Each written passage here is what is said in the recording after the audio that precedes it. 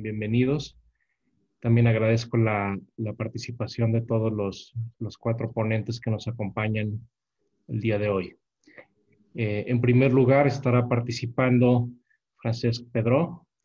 En segundo lugar estará participando María de Lourdes Rodríguez. En tercer lugar estará participando Ricardo Mayral Uzón. Y por último, la doctora Sandra Cuchinas Softic.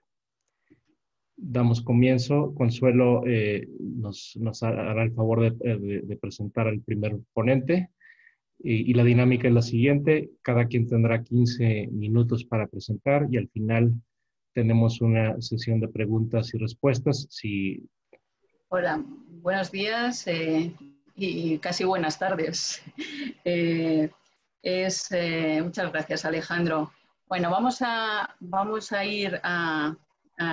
comenzar rápidamente para que podamos tener y dar más juego en la ronda de preguntas, que siempre en el debate yo creo que es donde nos encontramos todos más cómodos y podemos ofrecer además, versiones también más críticas, ¿no? Bueno, en primer lugar, para mí es un placer y un privilegio presentar a los 4 ponentes y muy especialmente a Francesc Pedró. También tengo que decir que tengo gran admiración por él y todavía me resulta más entrañable el poder hacer esta presentación. Bueno, él es actualmente desde 2019 director del Instituto Internacional de la UNESCO para la Educación Superior en América Latina y el Caribe, UNESCO y ESALC, y anteriormente lideró el Servicio de Asesoramiento de Políticas Educativas de la UNESCO en París, también estuvo trabajando en el Centro de Investigación e Innovación Educativas CERI de la OCDE. Bueno, su formación de origen en la Universidad Autónoma de Barcelona es la formación en educación. Además, y tengo que decir que luego se doctoró en mi propia universidad, en la UNED, en educación postdoctorales en políticas públicas comparadas en el Instituto de Educación de la Universidad de Londres. Bueno, él es catedrático de políticas comparadas de educación en la Universidad Pompeu Fabra y además fue y comparte con otro de los ponentes de esta sesión, que fue vicerrector de investigación, que es realmente uno de los puntales clave en cualquier universidad, en este caso en la otra gran universidad, además de la UNED, en este país de universidad a distancia, como es la Universidad Oberta de Cataluña. Sin más, te doy paso, Francesc, cuando quieras. Muchísimas gracias. De verdad que cuando a uno le hacen una presentación como esta, el temor a no estar a la altura de las expectativas es muy elevado y máxime con la presión de tiempo que tenemos, ¿no? Muchísimas gracias por esta presentación y muchísimas gracias por dar la voz de la UNESCO en esta importante discusión acerca de cómo podemos reimaginar la universidad. Yo, si me permiten, voy a compartir una brevísima presentación con la que voy a intentar sintetizar las ideas fundamentales que resultan de los análisis que nuestro instituto ha hecho. No tanto sobre el futuro a largo plazo, que es un tema muy querido por la UNESCO y en el que durante 2021 vamos a sacar un informe que creo que será influyente, espero que en las próximas décadas, sino desde nuestra perspectiva mucho más anclada, podríamos decir, en la cotidianeidad. Nos gustaría compartir con ustedes algunas ideas acerca de las ventanas de oportunidad que nos permiten desde ya hacer que esta universidad que querríamos más activa en el ámbito de la renovación pedagógica, pues pueda tener, entrada ya en nuestros días. En primer lugar, una brevísima reflexión. Esta imagen dibuja lo que está siendo el retorno a las clases allí donde se ha podido hacer. En algunos lugares, como en mi propio país, pues han vuelto a cerrar. Pero fíjense que estamos en una circunstancia en la que no podemos ni siquiera saber cuándo volveremos a tener en lugar de esta imagen, la imagen que todos teníamos el pasado mes de febrero, ¿verdad? Esta es una imagen que, por decirlo en pocas palabras, incluso llega a asustar. Ni siquiera están todos los estudiantes y, desde luego, es imposible mantener ese contacto al que estamos habituados, donde la expresión facial es tan importante, por lo menos desde la perspectiva del profesor. Bien. Entonces, ¿cuáles serían estas ventanas de oportunidad? Bueno, la primera es que si algo está haciendo esta pandemia, desde la época de la más grave emergencia, es que está desnudando al emperador, si es que algún día se paseó por ahí, como en el cuento de Andersen, realmente vestido. Yo creo que una parte muy importante de los docentes universitarios, en particular en América Latina, pero también en algunos otros lugares, por ejemplo, en muchas universidades tradicionales europeas, están convencidos de que, en fin, que hacen bien su oficio en la parte relativa a la enseñanza, pero en realidad lo que la pandemia ha puesto de manifiesto es las dificultades que tienen, no solo para comunicar correctamente, que algunos obviamente no las tienen, sino sobre todo para entender que detrás de una buena docencia tiene que haber un excelente diseño pedagógico o instruccional. Entonces yo creo que, como muestra esta imagen, de pronto la pandemia ha hecho transparentes las prácticas docentes tradicionales y nos ha puesto una situación en la que inevitablemente los docentes han tenido que pensar hasta qué punto tenían esas competencias requeridas, ¿no? Ahí sabemos muy poco acerca de cómo en realidad se está enseñando actualmente en la universidad. La mayor parte de nosotros estamos convencidos, porque lo hemos vivido así, que la principal metodología sigue siendo la clase magistral, independientemente de las carreras, y es muy difícil encontrar estudios que hagan transparente lo que realmente está sucediendo. Entonces, encontré finalmente uno que ya es un poco antiguo, pero muy importante, porque analizó las prácticas docentes en 250 universidades de la Unión Europea, 250 universidades, exclusivamente en el ámbito de lo que sería la gestión, el management o los títulos universitarios vinculados a la administración de empresas. Y fíjense que incluso ahí, donde supuestamente el énfasis tiene que estar en el desarrollo de las competencias directivas, la inmensa mayoría de los docentes confiesan, prácticamente el 99%, confiesan que el principal método de enseñanza sigue siendo, lógicamente, la lección magistral, ¿no? Lo cual nos da un panorama realmente difícil de compaginar con lo que son las expectativas sociales, económicas, incluso de los propios estudiantes, acerca de lo que debe ser en el siglo XXI una buena docencia, ¿no? No me extenderé más, pero yo creo que ahí tenemos una primera ventana de oportunidad, digamos, que nos permite incidir sobre el trabajo que muchas universidades ya están haciendo de apoyar el desarrollo de las competencias pedagógicas de los docentes y de crear mecanismos para auspiciar la innovación. Segunda ventana, muy importante también, de una u otra forma tenemos la oportunidad de avanzar en la hibridación. Tampoco tenemos muchísimos datos sobre esta cuestión, pero me gusta traer a colación que muestra el estado de la cuestión en cuanto a la reapertura de los colleges y de las universidades en Estados Unidos, que hay que recordar que son fundamentalmente residenciales, porque forma parte de la experiencia de entrada en la adultez, dejar la familia y irse a vivir durante 2, 3 o 4 años a un campus universitario. Fíjense, a finales de septiembre, solo aproximadamente una cuarta parte de los colleges en Estados Unidos tenían previsto abrir fundamentalmente de forma presencial. 2/3 tenían pensado, y eso es lo que está sucediendo ahora, ofrecer clases fundamentalmente en línea, digamos, con un equilibrio, digamos, muy variable, incluso diría volátil, entre lo que es la presencia en el aula y lo que sería la actividad a través de lo que sería el soporte tecnológico.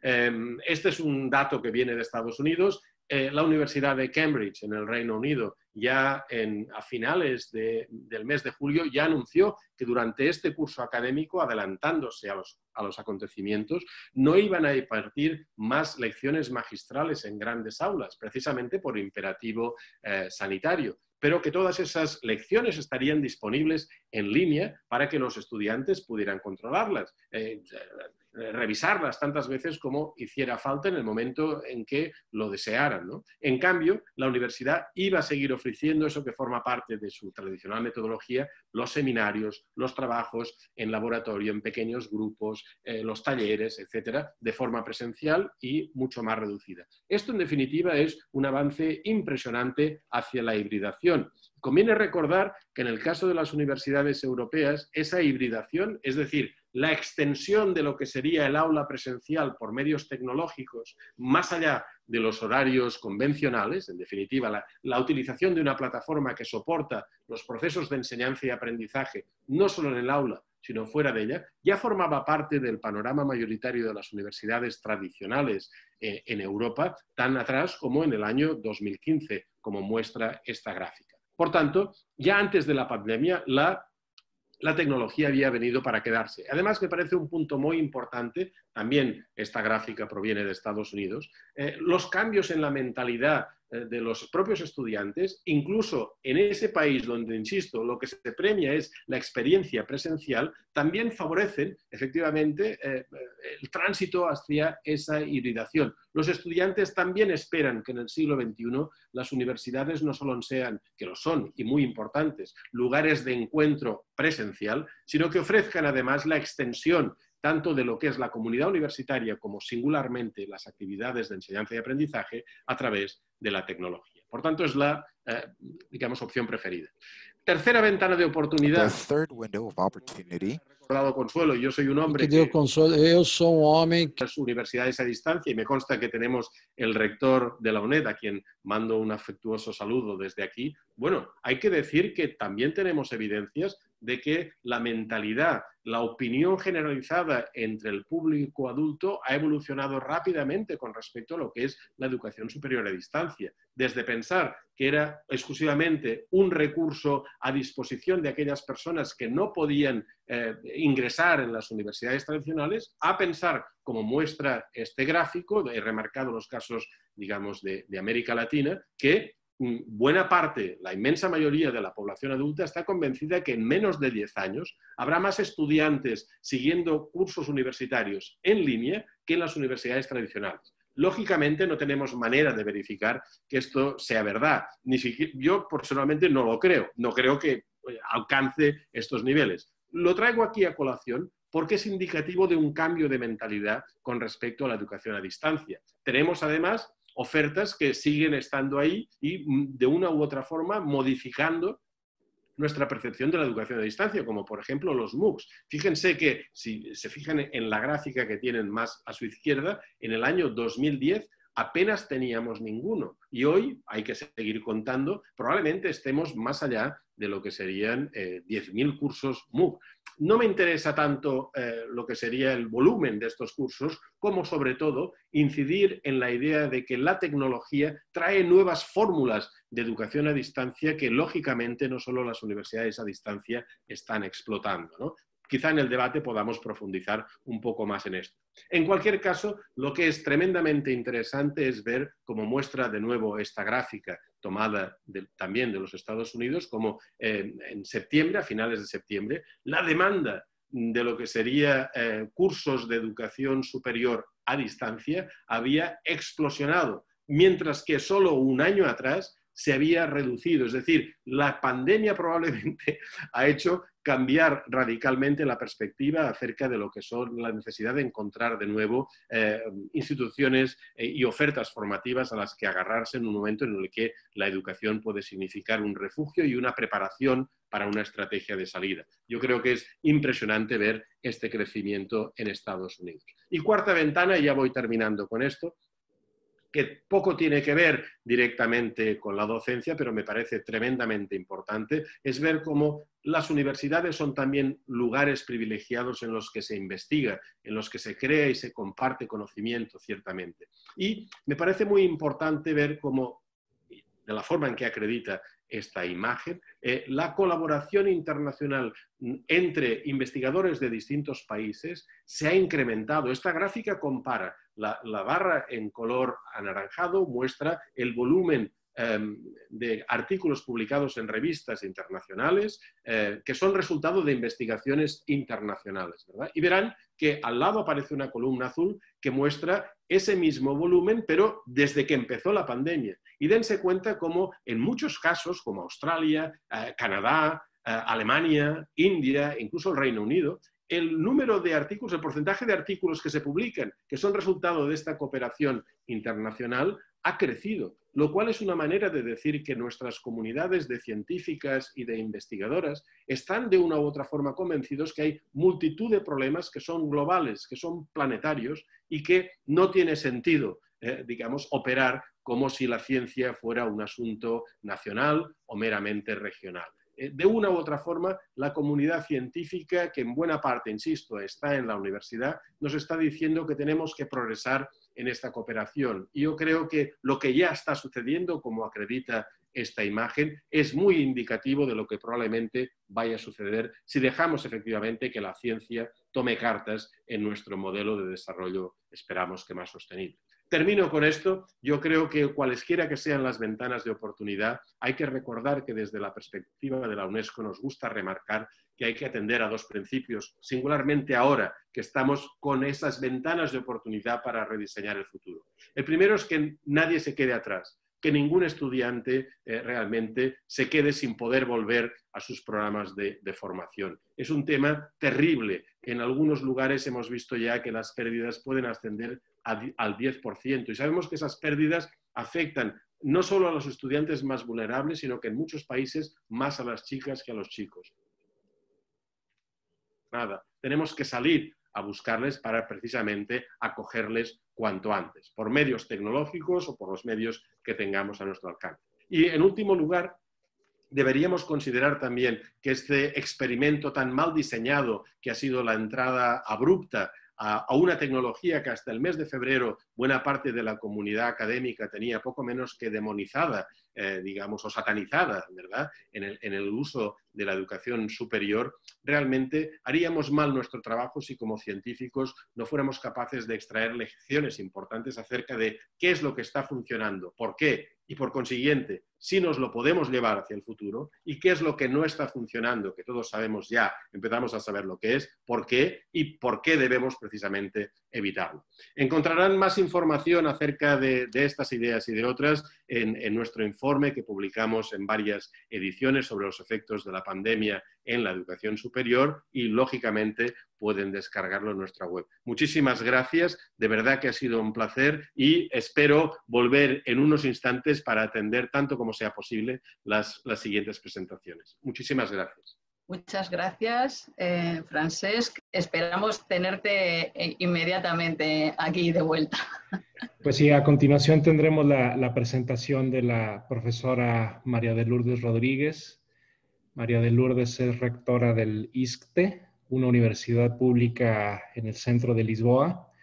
Ella pues es la primera mujer en dirigir esta institución, donde también es profesora y donde imparte clases desde 1986 y ahí completó su doctorado en sociología en 1996. María de Lourdes también fue presidente del Observatorio de Ciencia y Tecnología del Ministerio de Ciencia y Tecnología del 1997 al 2002 y también fue representante de Portugal en el grupo de indicadores de la Sociedad de la Información de la OCDE de 1999 al 2002. También fue ministra de Educación de Portugal del 2005 al 2009 durante el gobierno del Partido Socialista y también fue presidente de la Fundación Luso-Americana para el Desarrollo entre 2010 y 2013. Le damos la bienvenida a María de Lourdes Rodríguez. Muchas gracias por acompañarnos el día de hoy. Adelante. Muito boa tarde a todos. Muito obrigada pelo... Buenas tardes a todos. Essas palavras muito sencillas e muito amáveis. Estou fazendo uma introdução em 3 pontos. O primeiro ponto é sobre as imagens, as partes públicas, as ideias hechas sobre o que é a universidade de hoje. Em segunda parte, hablaré sobre o impacto da parte da academia e da crise econômica sobre as universidades e os países em geral. E, finalmente, o último ponto, hablaré sobre, em minha opinião, devem ser os caminhos a partir das lições reconhecidas, recorridas da crise que estamos implementando. Em primeira parte, as ideias sobre a universidade. Há 3 ideias hechas e pensamento mais comuns sobre as universidades. A primeira parte é que elas são instituições conservadoras e não instituições inovadoras. O que nossa história de próprias instituições de enseñança superior é que as universidades são instituições que combinam um equilíbrio que vai passando de um lado largo da história, seu caráter conservador com sua capacidade de inovar, imaginar e transformar. Esta ideia é hecha, dividida, sempre necessita ser uma demonstração que as universidades tenham sua capacidade intrínseca de se formar e se renovarem e ser imaginadas. E consigam ser imaginadas. A segunda ideia hecha é a universidade está vivendo hoje um câmbio de perfil baseado em si próprias e estão sempre a necessidade, muitas vezes, para a produção do conhecimento e certo cierre das universidades sobre sua própria renda. É também verdade que as instituições universitárias não são todas assim da mesma maneira, iguais, e que fazem próprio serviço todos os anos em todas as universidades. Entram milhares de pessoas, milhares de adultos e jovens com diferentes expectativas e suas experiências. Este é outro fator, é um fator suficientemente forte para ser com que as universidades não possam, talvez nem nunca tenham sido, elas são cada vez mais espaços abertos e esta abertura extraída para milhares de jovens que entram, que as universidades convivem, que aprendem e que saiam com a consciência e com experiência e conhecimento de aprendizagem consciente ao largo de seu período de vivência dentro da universidade.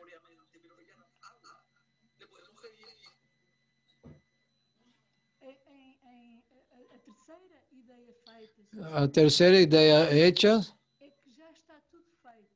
está tudo listo, nada mais há que fazer.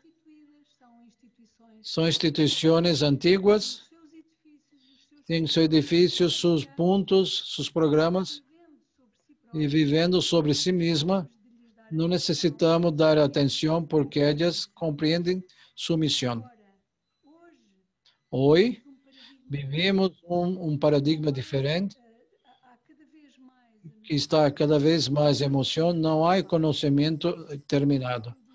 Não há produtos finais na universidade, a que se respeita aos estudantes que estão graduados e não conhecimento, e nem sequer o conhecimento impartido.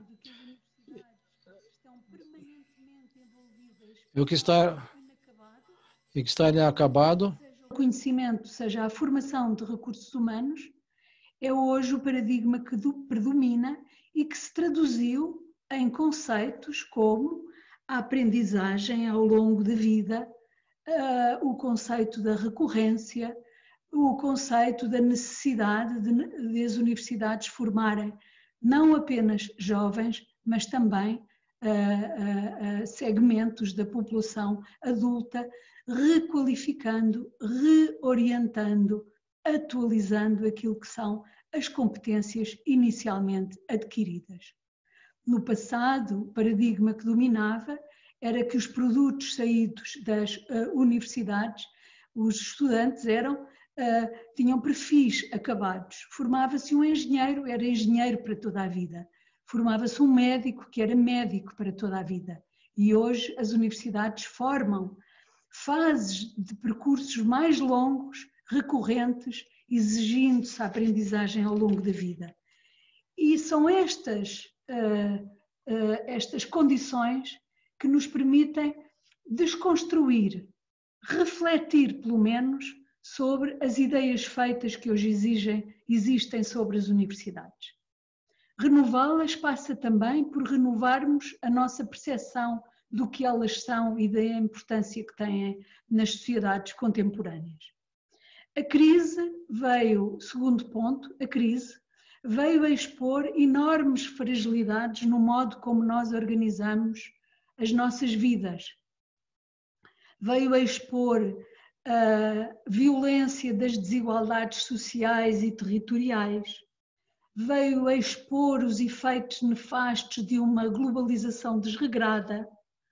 Veio a expor os efeitos perversos ou não esperados de algumas soluções económicas e organizacionais nos nossos países. Ao mesmo tempo, gerando um quadro de grande incerteza, de grande dúvida sobre o que será o futuro. Surgem as mais diversas utopias e distopias em relação ao futuro, baseadas justamente nesta preocupação, baseadas na incerteza que estamos a viver. Mas eu gostava de lembrar algumas certezas que a pandemia também revelou. Não revelou apenas fragilidades e problemas, revelou os pontos fortes. E são pontos fortes a importância do conhecimento. São pontos fortes revelados por esta pandemia a importância da qualificação dos recursos humanos.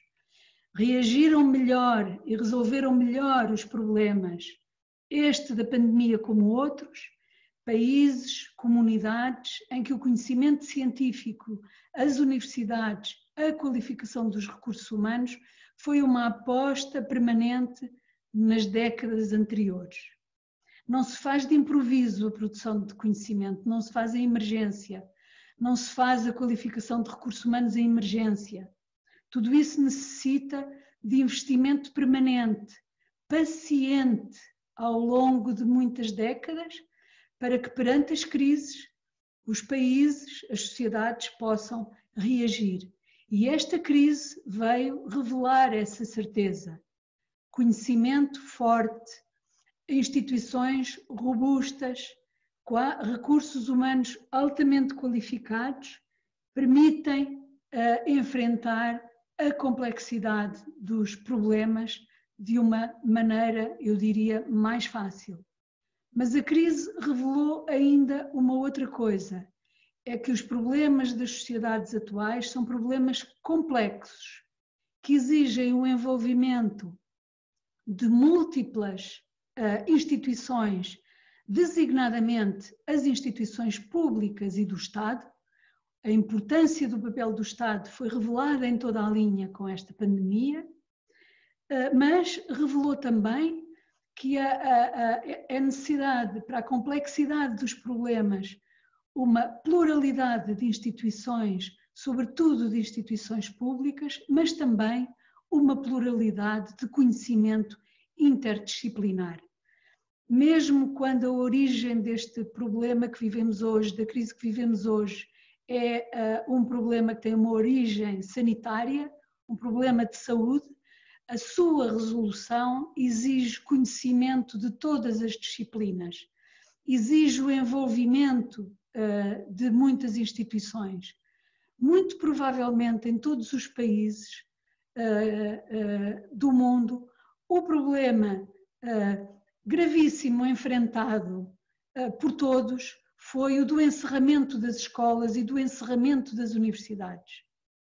Para a resolução deste problema, que tinha uma dimensão muito forte de receio dos pais, receio dos professores, tinham medo instalado na sua base, muito provavelmente o contributo para a sua resolução virá das ciências da saúde, mas tem que contar com o contributo das ciências sociais e humanas, tem que contar com o contributo de uma pluralidade de conhecimentos e saberes para a sua resolução.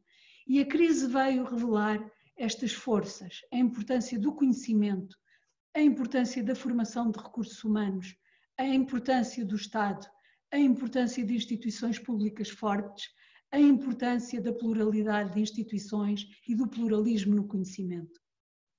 E volto ao meu último ponto, que são as lições que temos que tirar desta crise, eu prefiro basear a procura, a busca de novos caminhos naquilo que são estas certezas e menos naquilo que são as incertezas. E as certezas, ou as forças reveladas pela crise, devem ser os guias desses caminhos a seguir. E quais são eles? São continuar a reforçar os investimentos no sistema científico, nas universidades, na qualificação de recursos humanos, mas ao mesmo tempo reforçar os investimentos nas infraestruturas, sobretudo de tecnologias digitais, permitindo a todos um acesso livre. No passado, foi necessária a construção de infraestruturas públicas na área do saneamento, das comunicações ferroviárias e outro tipo de comunicações. Hoje impõe-se como um desígnio público muito importante para permitir o acesso de todos os cidadãos, para permitir a participação de todos na vida comum, o investimento em infraestruturas que permitam o acesso universal às tecnologias digitais. Finalmente, o papel do Estado, mas não dos Estados isolados, que esta pandemia veio revelar, a importância do Estado, mas da concertação a um nível mais global, interregional, da procura de soluções, porque os problemas não são problemas que possam ser circunscritos localmente. Eles são problemas globais e exigem respostas globais, e para respostas globais é necessário reinventar também o quadro das relações internacionais, das relações entre os países, numa base mais colaborativa e mais cooperativa. E, finalmente, nas universidades. O que nos ensina a pandemia no que respeita à possibilidade de as reinventar ou reimaginar?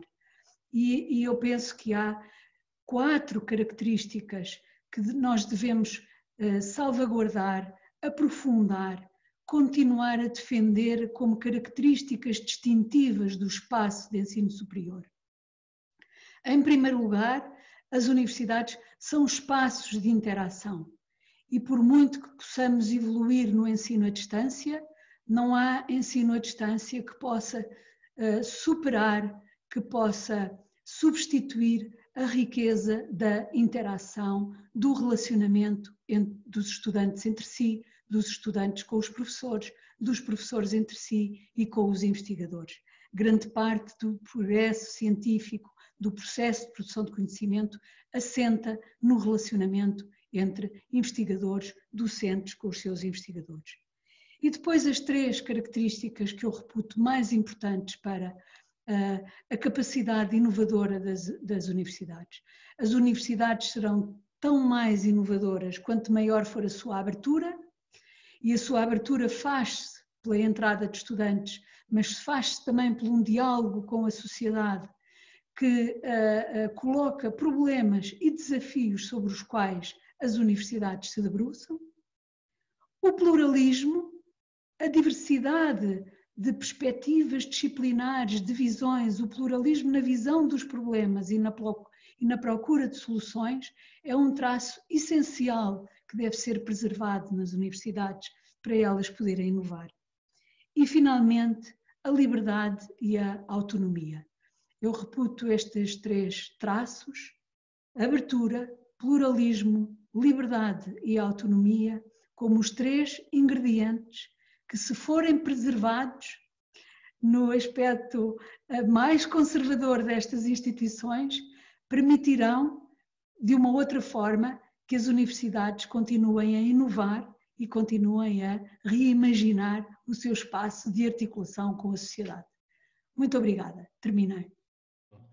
A continuación, Consuelo hará la siguiente presentación de Ricardo Mayral. Muchas gracias. Muchas gracias, Alejandro.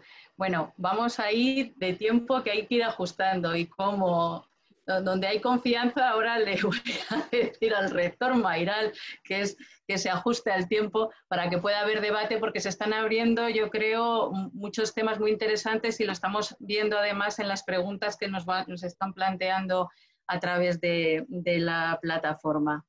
Bueno, este es más difícil todavía porque, bueno, Ricardo Mayral es rector de mi universidad, además de amigo, y recientemente también ha sido nombrado presidente de la EACTU, de la Asociación Europea de Universidades de Educación a Distancia. Entonces ahora está en ese punto en el que nos puede ofrecer no solo la visión de la universidad, sino también de la propia asociación. Bueno, él es catedrático de Lengua y Lingüística Inglesa, se doctoró en la Universidad de Zaragoza y Aragonés de Pro, y luego impartió docencia también en la Universidad Autónoma de Madrid antes de trasladarse a la UNED. Ha participado en numerosos doctorados y cursos en universidades de Iberoamérica, también aquí, bueno, por supuesto en España, y ha dirigido y participado en numerosos proyectos de I+D+I, ¿no? Centrados sobre todo en aspectos de la industria de la lengua y la lingüística computacional,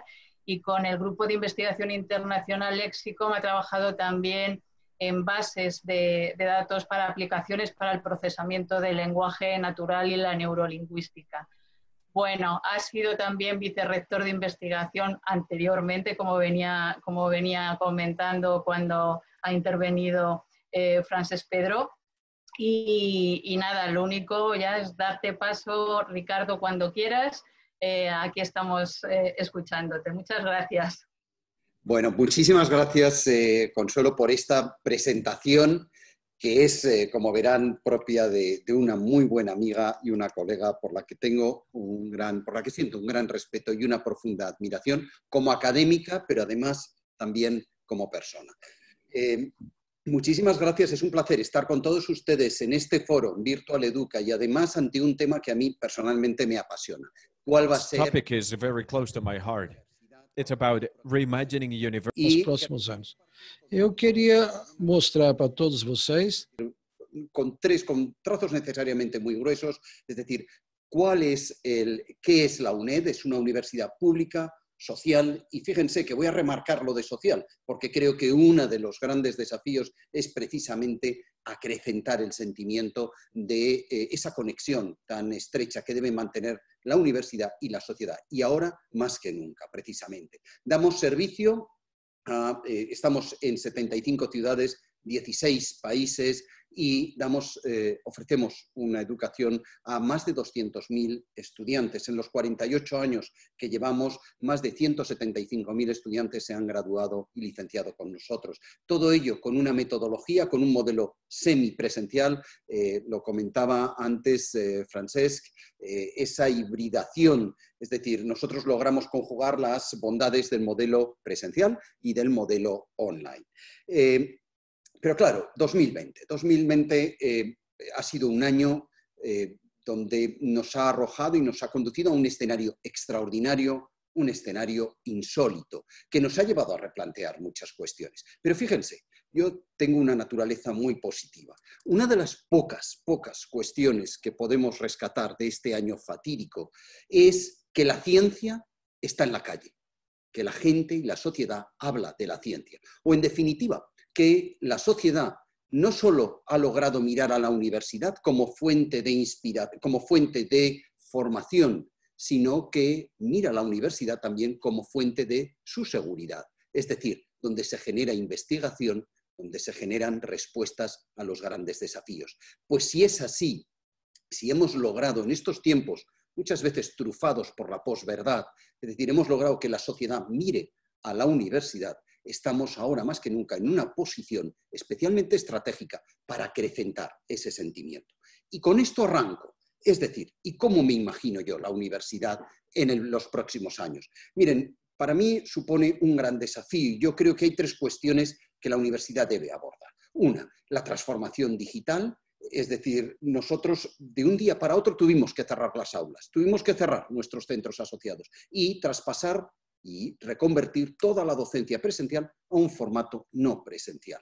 Por consiguiente, la tecnología, la metodología que nosotros hemos desarrollado durante esos 48 años, esa tecnología, ese modelo semipresencial e híbrido, necesita una revisión a fondo. Bien, a eso me voy a referir como uno de los grandes desafíos. Segundo desafío, la internacionalización. Miren, yo tengo un carácter muy internacionalista. Hoy estamos más que nunca en esta época en el pacto, en la era de las alianzas. Sí, la cultura del pacto, como me gusta a mí referirme. Hoy los proyectos son grandes no solo por la envergadura de los objetivos que persiguen, sino que son grandes porque reclaman la cooperación internacional, es decir, la cooperación interinstitucional. Todo ello mirando a ese ODS, que es el objetivo de desarrollo sostenible número 17, que nos conduce a establecer alianzas con otros países y con otras instituciones. Y en tercer lugar, un replanteamiento de nuestra oferta académica. Y esto tiene mucho que ver con cuestiones de emprendimiento y de empleabilidad, que, bueno, tan necesarias son ahora. A ellas me refiero brevemente, Consuelo, voy a intentar ajustarme al tiempo. Reimaginando la universidad, pues les digo, a mí me gustaría caminar hacia una universidad más inteligente, donde los procedimientos, las técnicas de la inteligencia artificial desempeñen un papel fundamental, no solo en la elaboración de modelos personalizados para nuestros estudiantes, sino también para la gobernanza. Me referiré a algunos proyectos. La internacionalización y la Agenda 2030, mire, es fundamental, es decir, potenciar la movilidad de nuestros profesores, del personal de administración y servicios, y potenciar sobre todo algo en lo que creo profundamente, en la investigación. No olviden que la investigación, el 60% de la investigación en nuestro país, en España, se realiza en las universidades y es precisamente donde debemos potenciar toda la actividad investigadora en nuestro servicio a la sociedad, en nuestro servicio a dar respuesta a esos desafíos de la sociedad. Y me preocupa también la renovación de la oferta académica. A mí alguna vez me han preguntado, rector, ¿qué perfiles profesionales va a demandar el mercado en los próximos años? ¿Qué títulos serán necesarios? A mí esa es una de las cuestiones que siempre me ha inquietado. Y debemos renovar y debemos apostar por titulaciones más flexibles y modelos más híbridos, de tal forma que nuestros estudiantes puedan competir con solvencia en los mercados nacionales, internacionales, presentes, pero lo más importante, en los mercados también futuros. Pues bien, empiezo. Innovación metodológica. Ese es el primer gran reto. ¿Qué supone caminar hacia una universidad más inteligente? Miren, nosotros, como les he dicho, durante 48 años hemos mantenido ese modelo semipresencial y online. Nosotros impartimos docencia en nuestros centros asociados y lo combinamos con una destacados recursos a través, es decir, los cursos online a través de las plataformas. ¿Qué me gustaría y qué es lo que entiendo yo que debe ser uno de los grandes retos? Es aplicar las técnicas de la inteligencia artificial para mejorar, los servicios a nuestros estudiantes, de tal forma que con el uso que hacemos, de tal forma que nuestros estudiantes puedan tener acceso a modelos de aprendizaje continuos y centrados en necesidades individuales. Miren, a través de la interacción que nosotros obtenemos de nuestros estudiantes con la plataforma, podemos hacer un uso inteligente de esos datos y podemos hacer recomendaciones a nuestros estudiantes que mejoren y fomenten y enriquezcan su proceso de aprendizaje. En ese sentido, hemos puesto en marcha 3 proyectos. El proyecto de educación a distancia basada en datos, un proyecto que nos va a permitir gestionar contenidos, recursos digitales, todo ello en un ecosistema tecnológico, en una plataforma donde todo esté conectado y sea de fácil uso para nuestros estudiantes. Porque no olvidemos, miren, la universidad debe estar al alcance de todos los estudiantes, que nadie se quede atrás, decía uno de los ponentes, y no puedo estar más de acuerdo. Uno de nuestros compromisos y uno de los programas que más a mí me enorgullece es que estamos formando al 40% de los estudiantes con discapacidad funcional. Debemos hacer todo y más por mejorar todavía nuestros servicios. Pues bien, nosotros en esa puesta en marcha por esa universidad inteligente estamos bueno, creando o enlazando todos los recursos que tenemos de tal forma que podamos gestionar de forma automática, los profesores puedan desarrollar contenidos, cursos y recursos de forma sencilla para nuestros estudiantes, de tal forma que todos los recursos, materiales, impresos, audiovisuales y ejercicios, están enlazados a través de una gran capa semántica propia de la inteligencia artificial, de tal forma que nos permite gestionar, y ya hemos puesto en marcha el primer gestor de contenidos.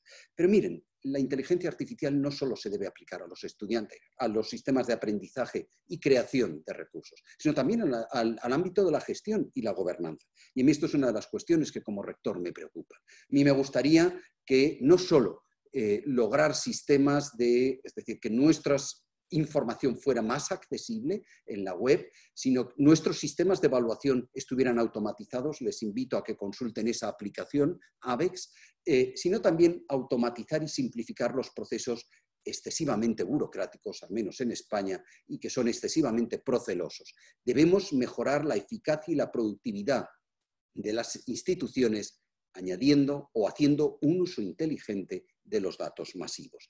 Y allí hemos puesto en marcha varios proyectos. En primer lugar, un proyecto en fase experimental, la hemos aplicado a nuestros centros, a nuestros edificios, hemos puesto en marcha una red wifi de Internet de las cosas. Fíjense, y casi se lo doy como primicia, salió ayer, hemos puesto en marcha en uno de nuestros centros sensores de tal forma que están todos interconectados con el objetivo de medir el grado de CO2 en el aire de nuestros edificios y así saber el grado de posible contagio existente. Esto lo hemos puesto en marcha y como parte de ese proceso o de ese gran objetivo de aplicar la inteligencia a la universidad. Pero también en procesos de gobernanza. Hemos puesto en marcha un proyecto de inteligencia institucional, de tal forma que a través de una serie de algoritmos podemos medir el desarrollo y la productividad y eficiencia de nuestras titulaciones, de nuestro sistema económico, de los rendimientos que alcanzamos en la investigación, etcétera, etcétera. En definitiva, la inteligencia artificial debe desempeñar un papel clave. Pero miren, aquí en esa visión social de la universidad, en una ponencia, en un congreso, uno de los ponentes en el turno de preguntas me planteaba, rector, me parece muy bien lo que usted está diciendo, pero ¿qué sucede con aquellos territorios? La Amazonía, por ejemplo, era el ejemplo que todavía recuerdo, dice, donde no llega Internet. Y aplíquese también a algunos otros territorios de nuestro país.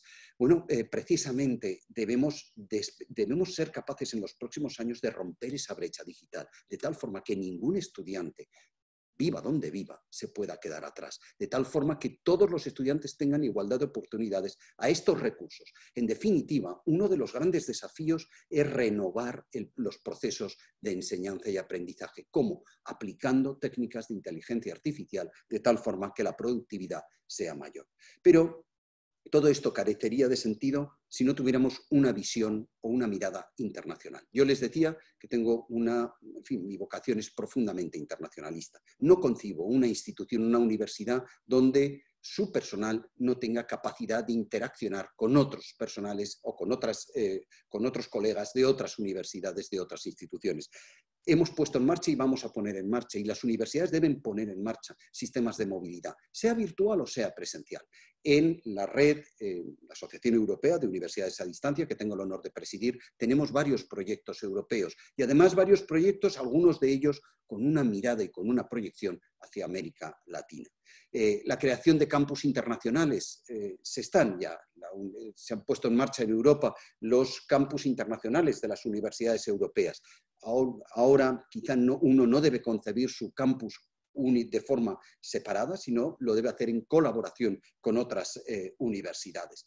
En definitiva, la investigación, como saben, en la que creo profundamente y más ahora, no olvidemos que la ciencia está en la calle, como les decía, debemos revertir y devolver a la sociedad lo mejor de nosotros mismos, que no es otra cosa que los resultados que obtenemos a través de nuestro estudio y nuestra investigación. La investigación debe ser necesariamente multidisciplinar, pero debe tener un carácter internacional. Y en ese sentido, yo creo que la apuesta por la internacionalización debe apuntar hacia la colaboración en programas de investigación internacionales. Pero mire, el tercer objetivo, ¿Cómo imagino yo la universidad en los próximos años en cuanto a su oferta académica? Debemos renovar nuestra oferta educativa y debemos estar de nuevo en esa mirada, en esa universidad con carácter social en la que yo profundamente creo. Debemos atender a lo que nos está pidiendo la sociedad. Debemos apostar por formas más flexibles y abiertas. Miren, nosotros hemos puesto en marcha una modalidad que son los microtítulos. Un microtítulo supone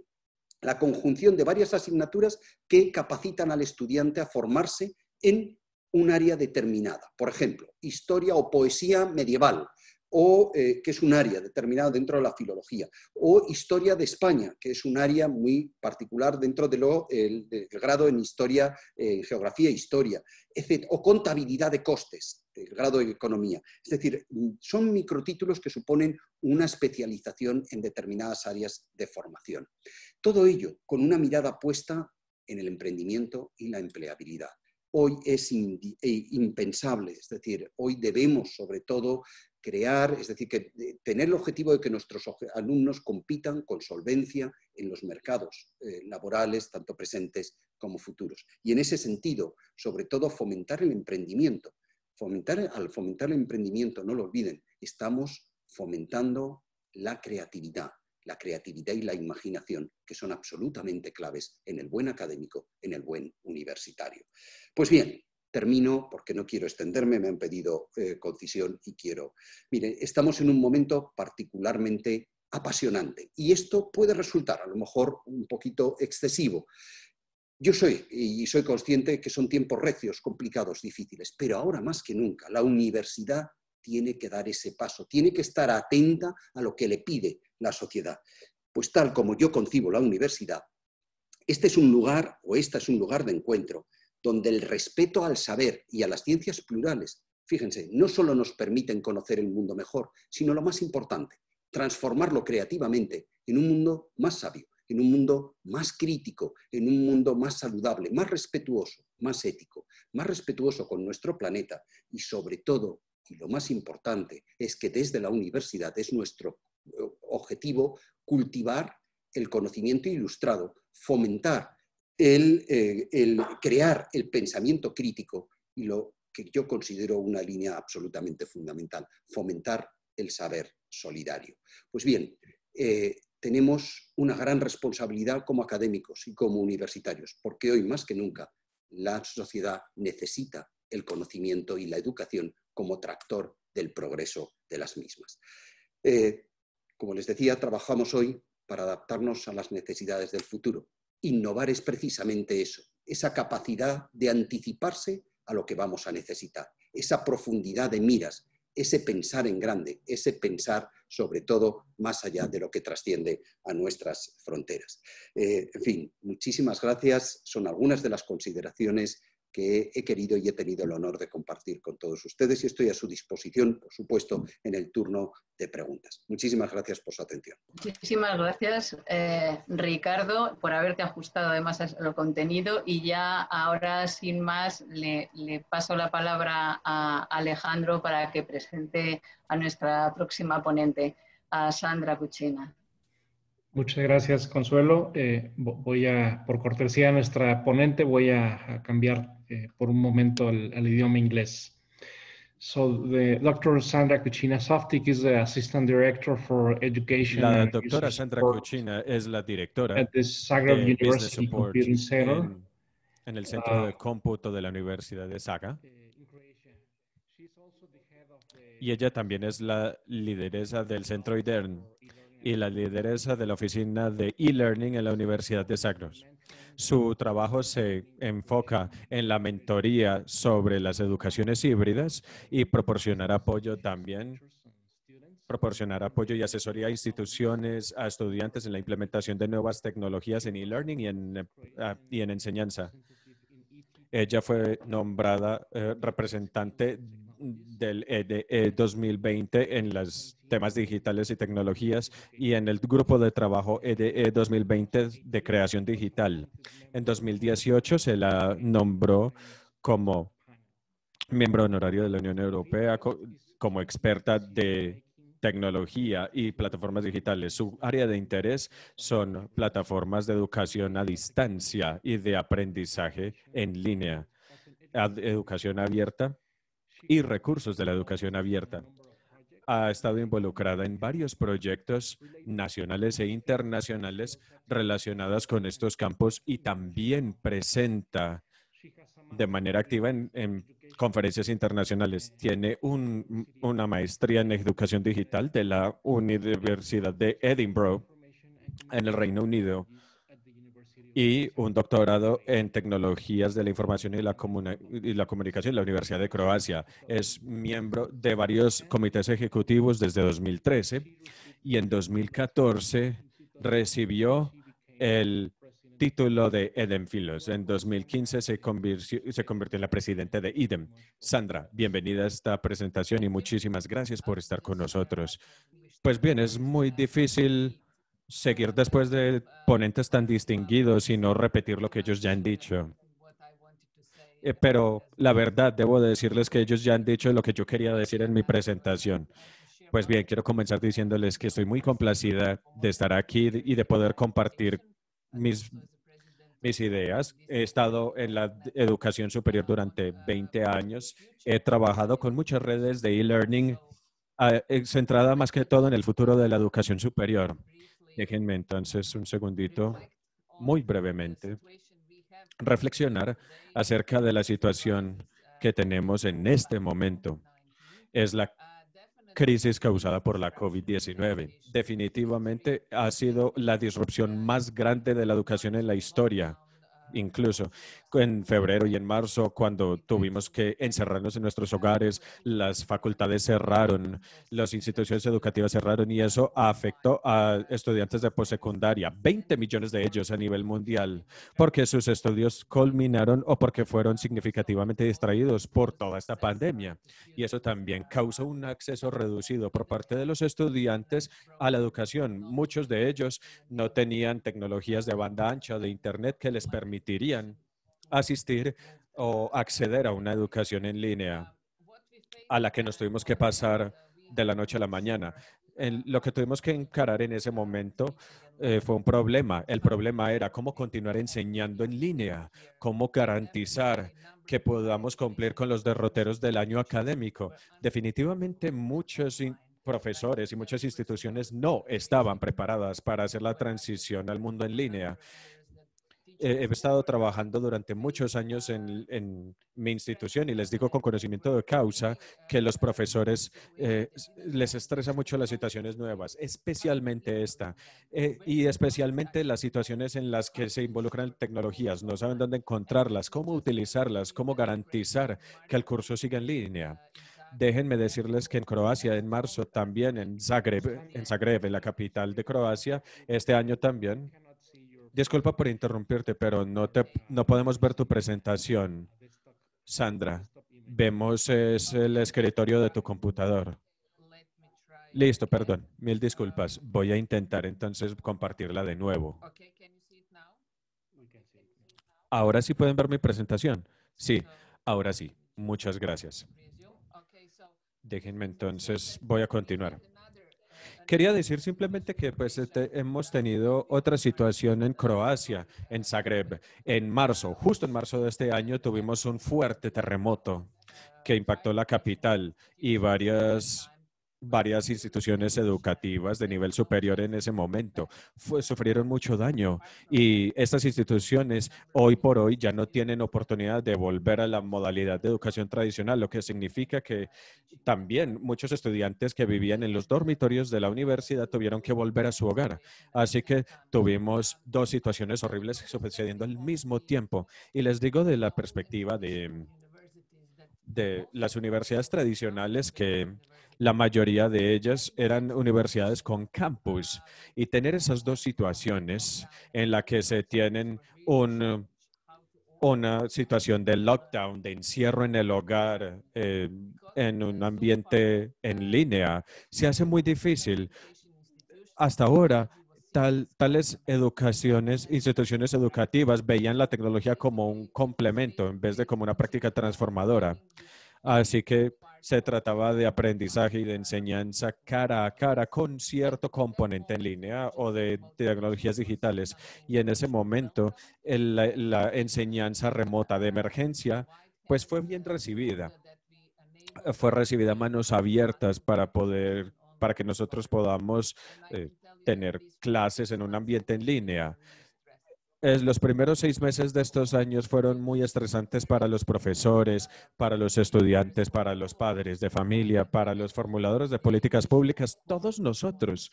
En ese momento, el tema de la calidad no era una prioridad, no estaba en la agenda. Estas soluciones fueron bien recibidas porque eran la única solución que teníamos en el momento.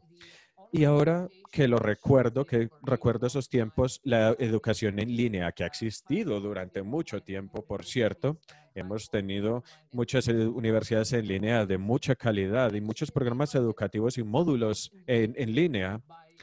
De cierto punto, se vieron puestos en peligro por esa situación en la que teníamos diferentes modelos de situaciones en línea y las personas utilizaron la frase educación en línea para todo. Todo de repente era educación en línea. Por ejemplo, utilizando repositorios de materiales LMS, ese tipo de cosas. La educación en línea se tomaba como un modelo de reemplazo sucedáneo solo a la enseñanza en persona. Y es algo que tenemos que tener en cuenta porque lastimó la reputación de la educación en línea como tal.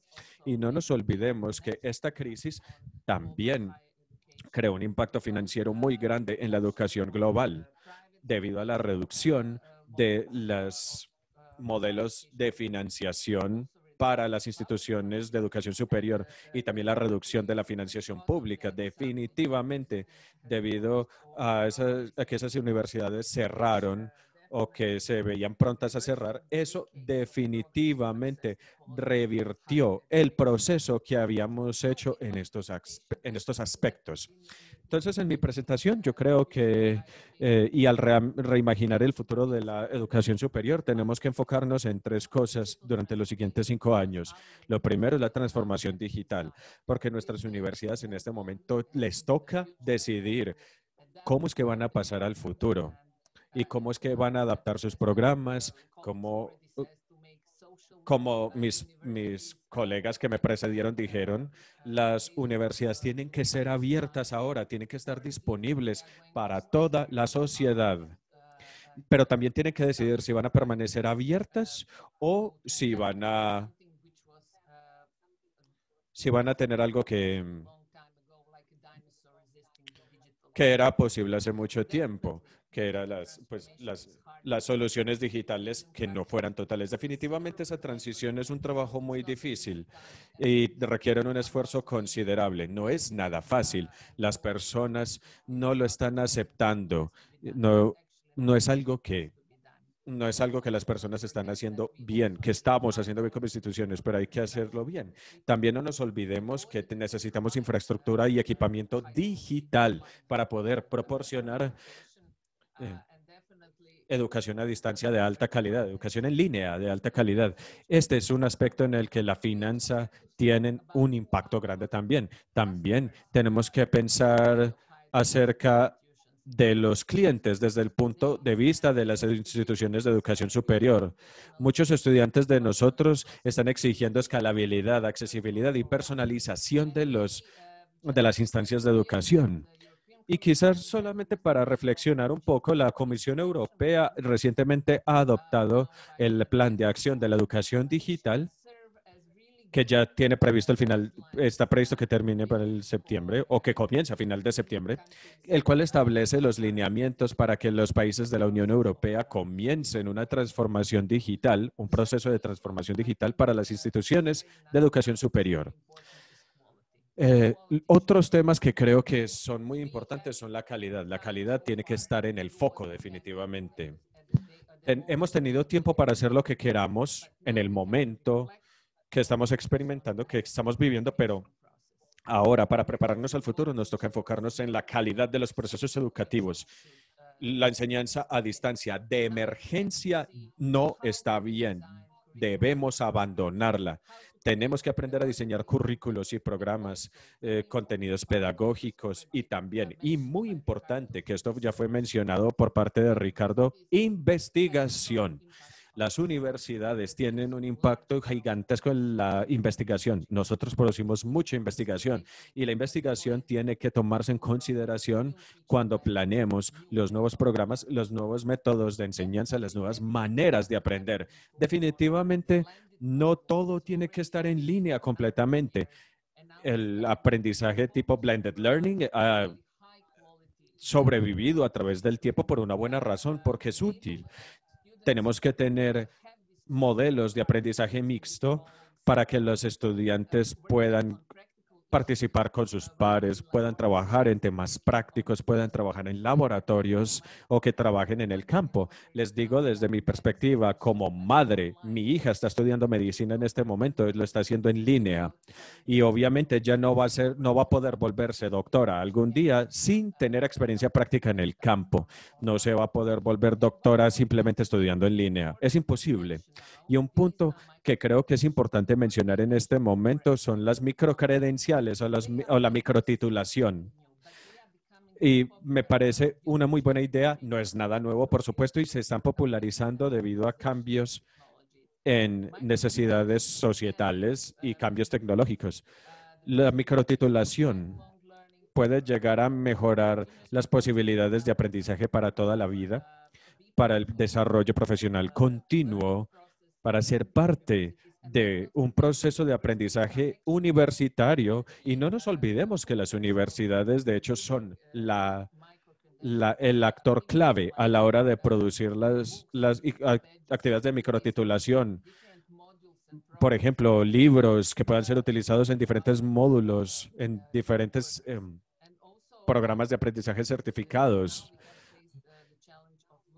Y en este momento ya estamos encarando el desafío de falta de habilidades digitales. Necesitamos mucho reescalamiento y escalamiento.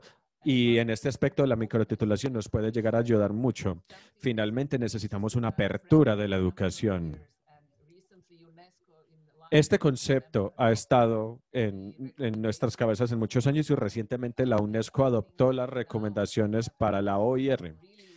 En este momento tenemos tiempo de realmente enfocarnos en cómo proporcionar la educación de alta calidad que sea transparente, accesible y abierta para todo el mundo.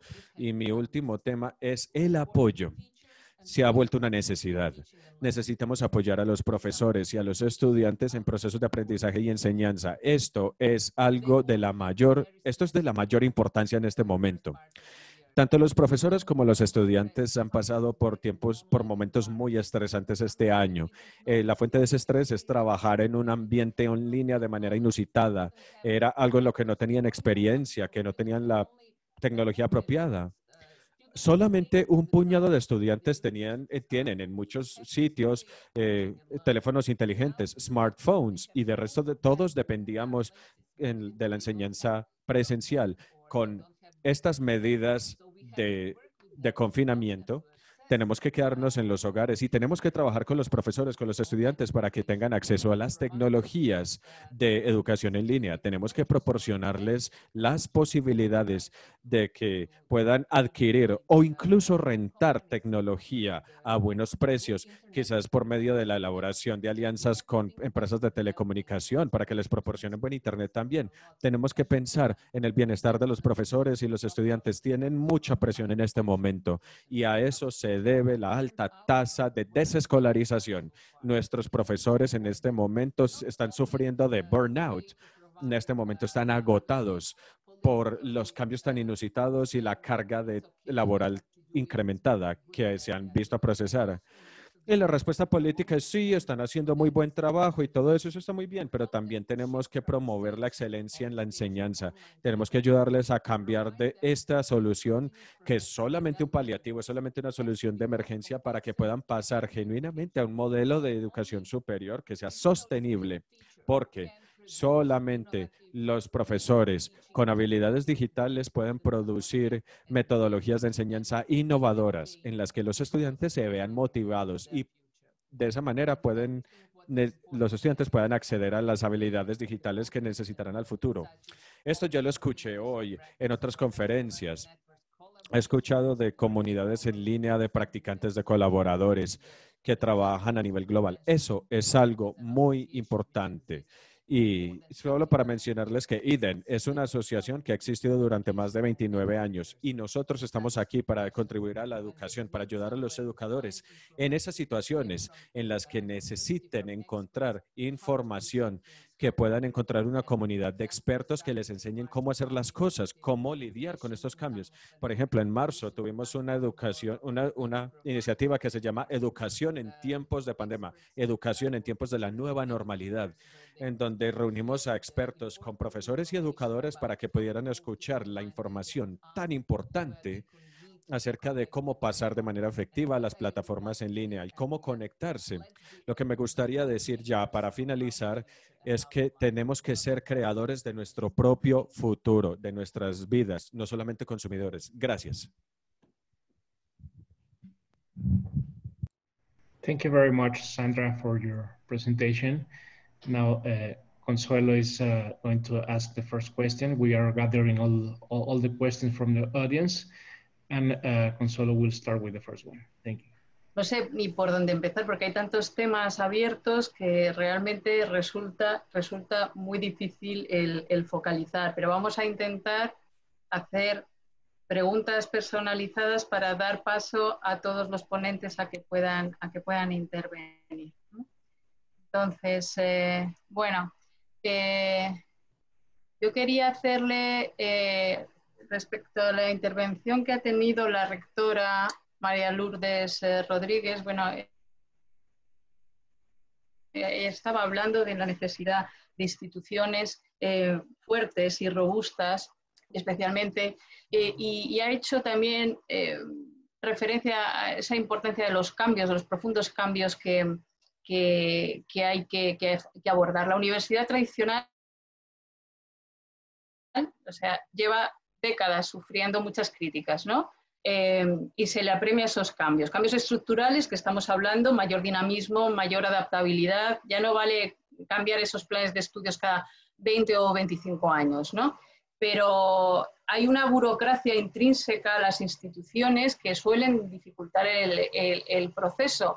Y no solo eso, sino también hay otras cuestiones que pueden, digamos, ralentizar dicho proceso. Por ejemplo, en el caso de muchas universidades europeas es cierto que existe un proceso de envejecimiento de la plantilla, del profesorado, etcétera. Y también existen muchas resistencias a esos cambios, a esa flexibilidad más allá de lo ya conocido. Entonces, ¿qué acciones cree que se deberían acometer, digamos, en estos momentos, aunque sea simplemente desde la institución que representa como rectora? Bueno, acciones a desarrollar para volver más dinámico el proceso. Reinvenção, de reimaginação das universidades. Na minha opinião, o investimento, as ações a desenvolver são as da continuidade. Em primeiro lugar, da continuidade. Continuar a apostar no fortalecimento destas instituições que são instituições essenciais, centrais na produção de conhecimento e na qualificação dos recursos humanos. Evitar as tentações das utopias e das distopias. Como eu disse no início, as instituições universitárias são simultaneamente conservadoras e inovadoras, em equilíbrios por vezes precários. E o que temos que procurar fazer são ações que permitam às instituições continuar a preservar ou a conservar valores essenciais como o da autonomia, do pluralismo, da diversidade, da abertura, proporcionando-lhes os meios também para responder aos desafios sociais. E isso, na minha opinião, não requer que se reinvente, só requer que se tenha paciência, persistência e que todos acreditemos que vale a pena ter essa paciência no investimento nas universidades e na produção de conhecimento. A pressa, a urgência é inimiga de um trabalho consolidado. As universidades só conseguiram responder bem aos problemas da crise porque em muitos países tivemos investimento de várias décadas, investimento continuado, persistente e paciente.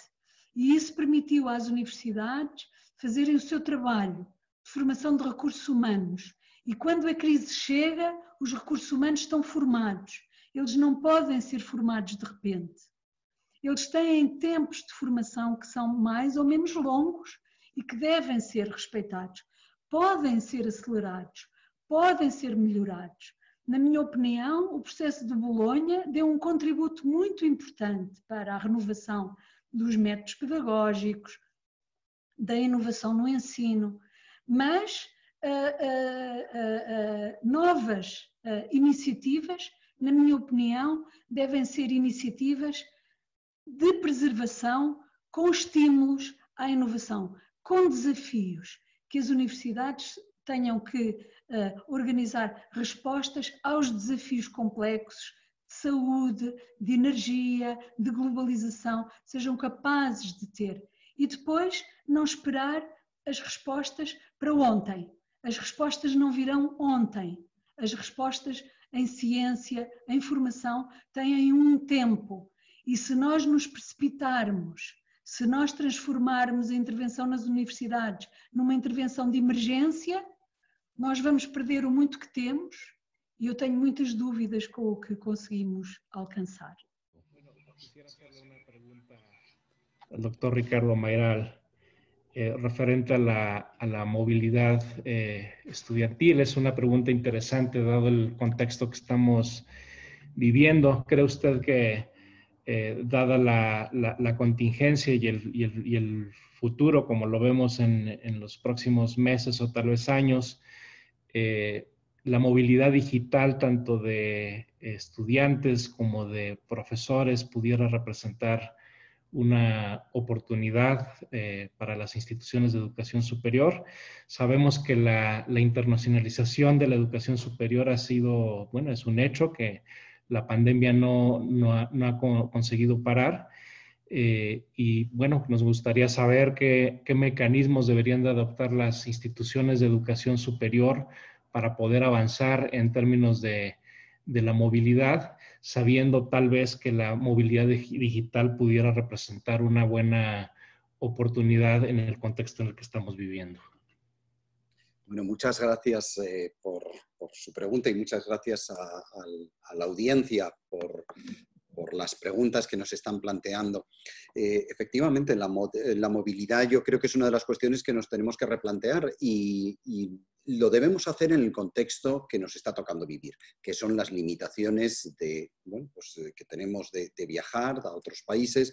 Y en ese sentido, nosotros desde la Asociación Europea de Universidades de Enseñanza a Distancia, EACTU, ahí pueden consultar la web, hay un proyecto muy interesante que es el proyecto INVED, pues son proyectos donde estamos buscando los mecanismos para que nuestros estudiantes, nuestros profesores se vayan moviendo en un entorno virtual. Es decir, que nosotros podamos fomentar esa movilidad, ese contacto y esa interacción con colegas de otras universidades, pero en el entorno en el que nos está tocando ahora afrontar, que es lógicamente un entorno confinado o restringido en cuanto a las posibilidades de desplazarnos a otros países. Sin duda, este es uno de los escenarios en los que ya estamos trabajando, pero que debemos perfeccionar y acrecentar en el futuro. Porque lo que no podemos renunciar bajo ningún concepto, y por eso yo creo que es una de las enseñanzas que se desprenden de esta crisis, no debemos renunciar a la cooperación internacional. El Objetivo de Desarrollo Sostenible número 17 es explícito y yo desde luego comparto. Es necesario la colaboración. En investigaciones la investigación, las agendas de investigación del 2020 son inconcebibles si no se hacen en colaboración con otras instituciones. ¿Por qué? Porque la envergadura de los objetivos son tan grandes que necesitamos necesariamente la colaboración. Y al colaborar, no olvidemos que estamos fomentando una de las cuestiones inherentes al buen investigador y académico, el diálogo, la capacidad para entender al otro, la capacidad para compartir, y son cualidades, insisto, absolutamente claves.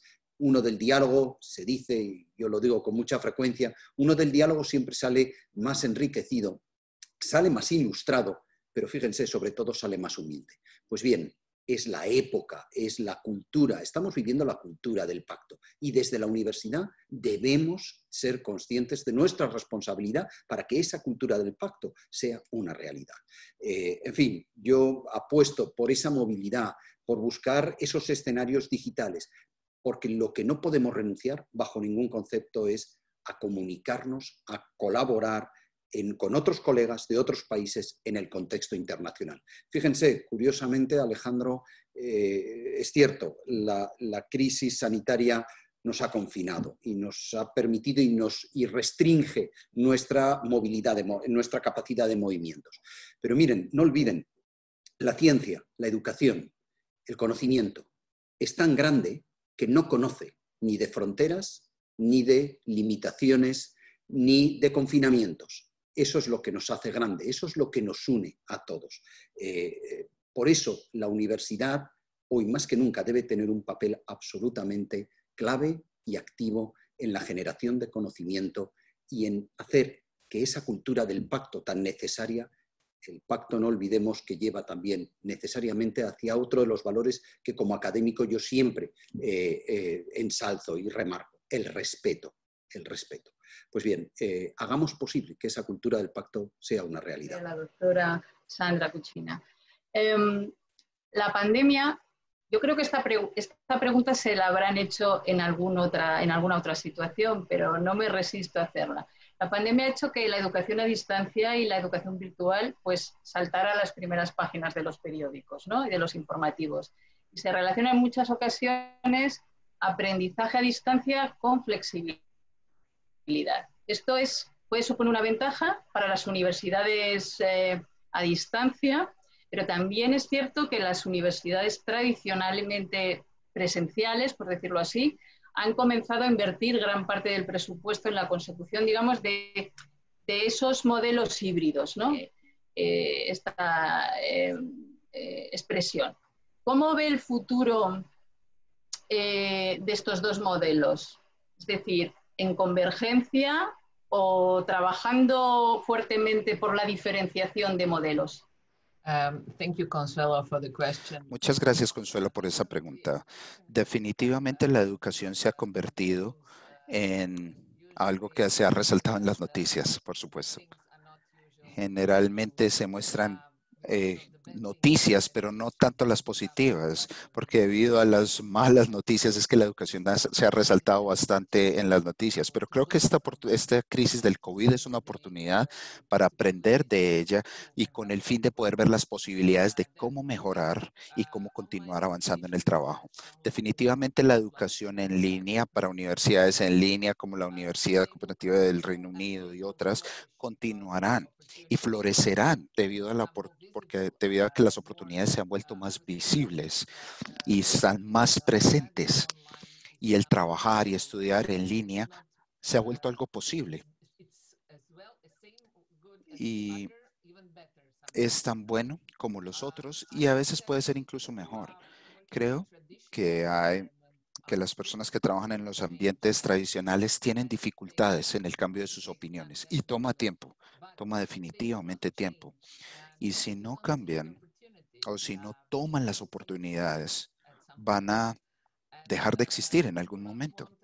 Y no queremos que nuestros estudiantes salgan de las universidades sin tener la oportunidad de ser empleables. No queremos estudiantes que no sepan cómo participar en la sociedad.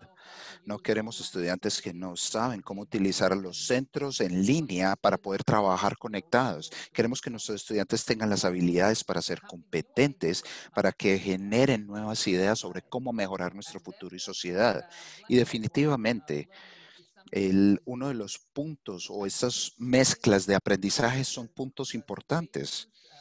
y las distintas situaciones lógicamente van a empujar a mirar las distintas opciones que tenemos. Pero creo que las universidades tradicionales van a ir hacia los modelos híbridos, pero no de la forma en que solamente reemplacen la tecnología remota para esa oportunidad del cara a cara.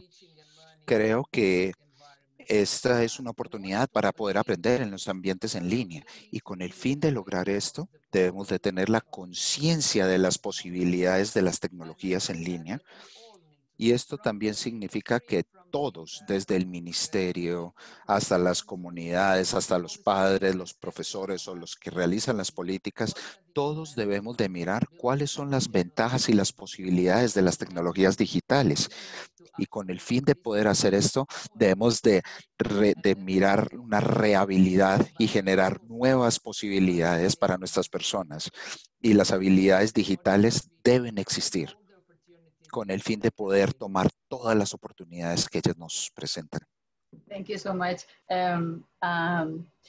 Bueno, creo que nos queda un minuto. Bien, luego hay que dejar paso a la siguiente sesión. Alejandro, una última pregunta muy rápida. ¿Qué oportunidades, para quien quisiera responderla rápidamente, qué oportunidades tendrían que buscar las instituciones de educación superior para, en medio del contexto que estamos viviendo, tratar de llegar a las poblaciones a las que normalmente no tienen acceso a una educación superior?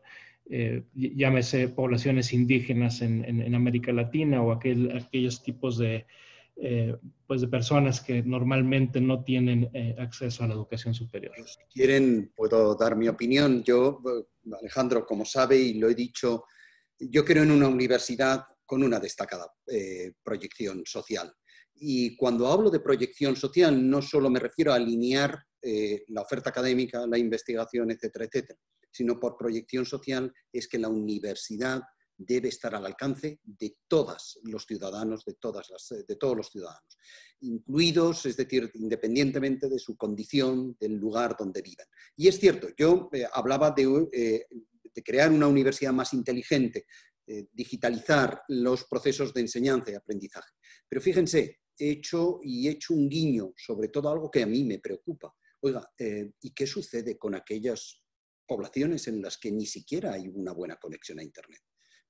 Bueno, pues precisamente de ellos son los que no podemos ni debemos olvidarnos. Y por esa razón nosotros estamos, bueno, pues haciendo todo y más, poniendo todos los recursos para que la educación llegue a través del perfeccionamiento de los sistemas de digitalización a todos los núcleos rurales, a todas las personas, porque siento que la universidad, ahora más que nunca, debe estar cercana de aquellos que más lo necesitan. Es fundamental, el progreso de una sociedad se mide por la capacidad de llegada que uno tiene para que la educación, el conocimiento esté al acceso de todos. Así y solo así lograremos una sociedad más civilizada, más justa, más sabia y, como les digo, más solidaria. Y eso es absolutamente básico. Muchísimas gracias, Ricardo, por tus palabras. Creo que en gran medida es el mensaje también que siempre ha promovido Virtual Educa desde sus orígenes. María Lourdes. Uma última coisa de resposta a esta última pergunta e reforçando a intervenção do Ricardo. Infraestruturar, permitir o acesso às tecnologias digitais. Eu quero reforçar a posição do Alessandro. Temos como primeira condição que dar acesso em todo lado, porque não se tem, se nem sequer existe uma estrada para um veículo entrar para uma região, muito menos vai ter uma estrutura digital para mandar informação universitária. Obrigado. Muchas gracias de corazón. Bueno, Francesc, te saludamos. Te haremos las preguntas offline. Bueno, muchas gracias. Muchas gracias a los cuatro, a Francesc, a a Ricardo, a Sandra, a María Lourdes. Se las damos de corazón, tanto Alejandro como yo. Esperemos que, de verdad, que ha sido un momento muy agradable y esperemos que para todos los participantes les haya sido de mucho interés. Muchas gracias, hasta siempre. Nos vemos. Gracias, gracias. Hasta pronto. Hasta pronto.